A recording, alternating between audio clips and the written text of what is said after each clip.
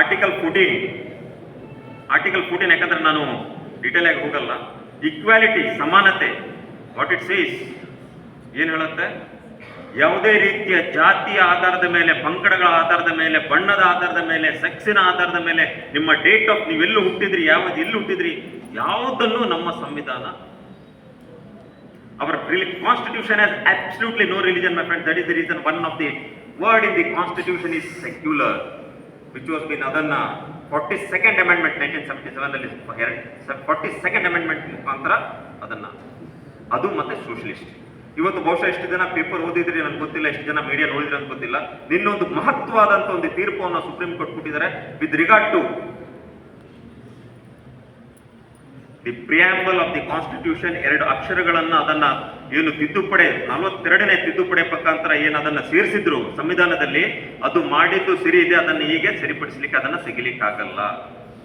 The supreme court, the chief justice of India has given a very beautiful judgment. Yesterday, ನಿನ್ನೆನೇ ಬಂದಿದೆ, ಇವತ್ತು ಬಹುಶಃ paper ಎಲ್ಲ ಬಂದಿದೆ. It says the preamble of the constitution, the parliament has got a right to amend the. ಮುಂಚೆ ಹೇಳಿದ್ರು preamble ಅನ್ನು amendment ಮಾಡುವಂತ ಅಧಿಕಾರ ಇಲ್ಲ ಅಂತೇಳಿ, ಈಗ ಹೇಳ್ತಾರೆ ಮಾಡಬಹುದು. ಆದ್ರೆ ಮಾಡಿದಂತ ಏನು ಅಕ್ಷರಗಳನ್ನು ಸೇರ್ಪಡೆ ಮಾಡ್ಕೊಂಡಿದ್ದಾರೆ 77 ಇದರಲ್ಲಿ 42nd ಅಮೆಂಡ್ಮೆಂಟ್ ಅಲ್ಲಿ, ಅದನ್ನ ಯಾವ ಕಾರಣಕ್ಕೂ ತಿದ್ದುಪಡಿ ಅವಶ್ಯಕತೆ ಇಲ್ಲ. The 2 words are secular and socialist.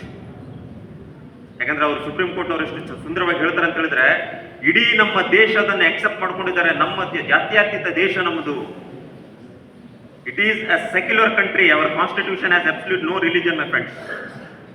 ನಾವು ಸಾಕಷ್ಟು ಧರ್ಮ ಪಂಗಡಗಳಲ್ಲಿ ಸೇರಿದವರು ಇರ್ಬೋದು. ನಾನು ಹಿಂದೂ ಇರ್ಬೋದು, ಮುಸ್ಲಿಂ ಇರ್ಬೋದು, ಕ್ರಿಶ್ಚಿಯನ್ ಇರ್ಬೋದು, ಸಿಖ್, ಇಸಾ ಏನೇ ಇರಲಿ, ಅದು ನಿಮ್ಮ ಮಠ, ನಿಮ್ಮ ದೇವರ ಗುಡಿಯಲ್ಲಿ ಮಾತ್ರ. ನಾನೊಂದು ಭಾರತನಾಗಿ ನಾನು ಹೇಳುವಂತ ಒಂದು ನನ್ನ ಧರ್ಮ ಗ್ರಂಥ ಅಂತ ಹೇಳಿದ್ರೆ ಅದು ಸಂವಿಧಾನ. That is the Indian constitution. I cannot call the Indian constitution a Hindu constitution. I cannot call a constitution a Muslim constitution. I cannot call it a Christian constitution, a Jain constitution. No. That is the reason, my friends. ನಾವು ಯಾವತ್ತು ಹೊರಗಡೆಗೆ ಬಂದಾಗ ನಿಮ್ಮ ಧರ್ಮ ಯಾವುದಂತ ಕೇಳಿದಾಗ ನನ್ನ ಧರ್ಮ Indian constitution ಹೇಳುವಂತ ಒಂದು ಮನೋಭಾವನೆ ಇದ್ರೆ ನಮ್ಮ ದೇಶ ಇನ್ನೂ ಸುಮಾರಷ್ಟು ಮುಂದೆ ಹೋಗ್ತಿದೆ.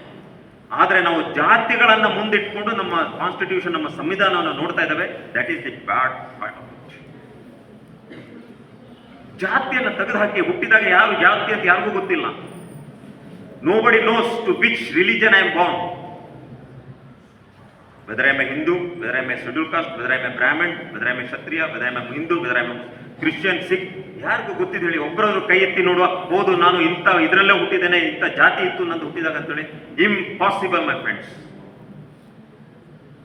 ನಾವು ಹುಟ್ಟಿದಾಗ ಧರ್ಮಗಳು ಇಲ್ಲ, ಜಾತಿಗಳು ಇಲ್ಲದಾಗ, ನಾವು ದೊಡ್ಡದಾಗಿ ನಮ್ಗೆ ಸ್ವಲ್ಪ ವಿವೇಚನೆಗಳು ಬಂದಾಗ ನಾವು ಧರ್ಮದ ಬಗ್ಗೆ ಹೋರಾಟ ಮಾಡ್ತೇವೆ, ಧರ್ಮದ ಬಗ್ಗೆ ಮಾತಾಡ್ತೇವೆ, ಧರ್ಮವನ್ನು ಮುಂದಿಡ್ತೇವೆ, ನಮ್ಮ ಸಂವಿಧಾನವನ್ನು ಮರ್ತಿದ್ದೇವೆ.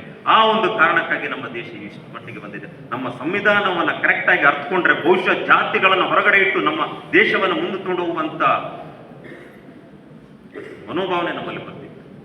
ಅದನ್ನು ನಾವು ಕಳ್ಕೊಂಡಿದ್ದೇವೆ. Let me come to article 14, my friends, equality. ಯಾಕಂದ್ರೆ ಕೆಲವೊಂದು ಉದಾಹರಣೆಯನ್ನು ಕೊಟ್ಟು ನಾನು ಸ್ಟಾಪ್ ಮಾಡ್ತೇನೆ. ಆರ್ಟಿಕಲ್ 14 ಬಗ್ಗೆ ಒಂದು ಸುಂದರವಾದಂತ ಒಂದು ಜಡ್ಜ್ಮೆಂಟ್ ಬಂದಿದೆ. ಯಾಕಂದ್ರೆ ಜಡ್ಜ್ಮೆಂಟ್ ಹೇಳಿದಾಗ ನಿಮ್ಮ ತಲೆಯಲ್ಲಿ ಕುದುರುತ್ತೆ ಆ ಒಂದು ಕಾಂಟೆಕ್ಸ್ಟ್ ಅಲ್ಲಿ. ಇಕ್ವಾಲಿಟಿ ಏನು? What is this equality? ಸಮಾನತೆ. ಸಮಾನತೆ ಅಂತ ಹೇಳಿದಾಗ ಕೆಲವೊಂದು ಸಂದರ್ಭಗಳಲ್ಲಿ ಅದನ್ನ ಮಿಸ್ ಇಂಟರ್ಪ್ರಿಟ್ ಮಾಡ್ತೇವೆ ನಾವು. ಆದ್ರೆ ಸಮಾನತೆ ಅಂತ ಬಂದಾಗ ಸಮಾನರಲ್ಲಿ ಸಮಾನತೆ, ಇದು ಬಹಳ ಮುಖ್ಯ. ಇದನ್ನ ನಾವು ಹಾಕೊಳ್ಬೇಕು. It should be equal among the equals. It cannot be unequal among the equals. ಅದು ವಿಶೇಷವಾಗಿ ನಾವು ಬಾಕ್ಸಿಂಗು, ರೆಸ್ಲಿಂಗು, ನಾವು ಇಂಟರ್ನ್ಯಾಷನಲ್ ಕಾನ್ಸೆಪ್ಟ್ಗಳಿಗೆ ಹೋದಾಗ ನಾವು ನೋಡ್ತೇವೆ, ಅಲ್ಲಿ ಕ್ಯಾಟಗರಿ ಮಾಡಿರ್ತಾರೆ.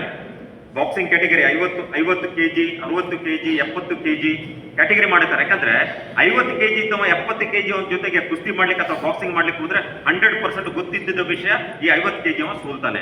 That is what we call it as equal among the equals. ಅದು ನಾವು ಫಸ್ಟ್ ಅಪ್ಕೊಳ್ಬೇಕು. ಒಂದು 77 ಅಲ್ಲಿ ಒಂದು ಜಡ್ಜ್ಮೆಂಟ್ ಬರುತ್ತೆ, ಬಹಳ ಮುಖ್ಯವಾದಂತ. We call it as a landmark judgment with regard to the Gandhi family. ಹೆಸರು ಅಂತ ಇತ್ತು, Maneka Gandhi, right? It's a Maneka Gandhi case.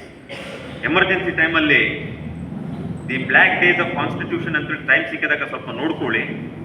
ನಿಮ್ಮ ಮೂಲ ಯಾಕಂದ್ರೆ ಸಂವಿಧಾನ ಹೇಳುತ್ತೆ ಯಾವ ಕಾರಣಕ್ಕೂ ನಿಮ್ಮ ಹಕ್ಕುಗಳನ್ನು ನಿಮ್ಗೆ ಏನು ಹಕ್ಕುಗಳನ್ನು ಕೊಟ್ಟಿದ್ದಾರೆ ಆ ಹಕ್ಕುಗಳನ್ನ ನಿಮ್ ಕಡೆಯಿಂದ ಕಸ್ಕೊಳ್ಳಿಕ್ ಬರಲ್ಲ ಅಂತ ಹೇಳಿದ್ರೂ ಸಹ ಕೆಲವೊಂದು ಸಂದರ್ಭಗಳಲ್ಲಿ ದೇಶಕ್ಕೆ ಅದರಿಂದ ಏನಾದ್ರು ಧಕ್ಕೆ ಬರುವಂತ ಸಂದರ್ಭಗಳಲ್ಲಿ ಅಥವಾ ಯಾವ್ದಾದ್ರು ಗಲಭೆಗಳಾದಂತಹ ಸಂದರ್ಭಗಳಲ್ಲಿ ಅಥವಾ ಅದರಿಂದ ಯಾವ್ದಾದ್ರು ರಾಜ್ಯಕ್ಕೆ ತೊಂದರೆಗಳು ಬರುವಂತ ಸಂದರ್ಭಗಳಲ್ಲಿ ನಿಮ್ಮ ಹಕ್ಕುಗಳನ್ನ ಸ್ವಲ್ಪ ಮಟ್ಟಕ್ಕೆ ಸರ್ಕಾರ ತಗೊಳುತ್ತೆ, ಹಿಂಪಡೆಯುತ್ತೆ.